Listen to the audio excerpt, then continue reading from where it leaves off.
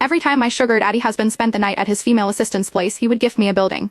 In the 2 years since our marriage, I had acquired 96 commercial properties scattered throughout the city. It also meant that the man had hurt me 96 times. When the 97th property deed was handed to me, his assistant immediately sent me a gloating video. So what if Nathan gives you money? I've got his heart and body. You may be a supermodel, but you can't even get your own husband to sleep with you, can you? I didn't argue with her.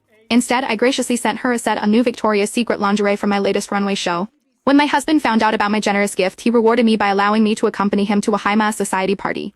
During a party game, his assistant lost 3 times in a row and was dared to lick whipped cream off a Playboy's thigh. She smashed a bottle and held it to her neck, swearing, "Nathan, I'd rather die than let anyone humiliate me like this." My usually cold, hearted husband suddenly panicked and begged me to take the punishment in his assistant's place. "It's just licking some cream.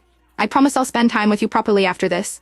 Everyone was waiting to see me make a fool of myself, but I calmly agreed without making a fuss. He didn't know that this was the 97th time he had hurt me, and I no longer wanted to be his caged bird.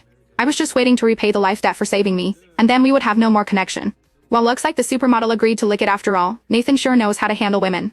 What if she doesn't like the cream? Are they really going to make Lauren do it? She's Nathan's true love. The mocking laughter around me was deafening, and I felt utterly humiliated standing there.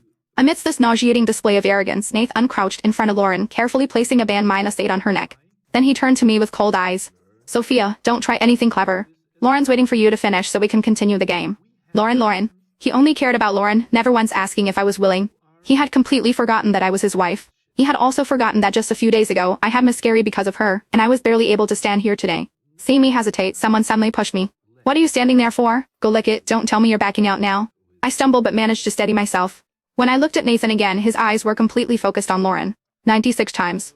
This is the 90-6th time, I counted silently in my head as I stiffly walked towards the man with whipped cream on his leg, a notorious playboy in our circle. Just as I bent down to kneel, the playboy suddenly grabbed my chin. He looked at Lauren and said, "Miss Lauren, this isn't right. She lost to me 3 times. Licking once isn't enough. How about we play stuff the egg? If you can persuade her to do it, I'll forget about the punishment." Stuff the egg? What's that? An unnamed fear suddenly surged through me, and I quickly looked towards Nathan. But in the next second, Lauren was already pleading with Nathan, clinging to his arm and pouting. "Nathan, it's just a hair. Can't you let your sister minus law agree just this once?" Seeing Lauren's small body trembling, Nathan was left with nothing but pity.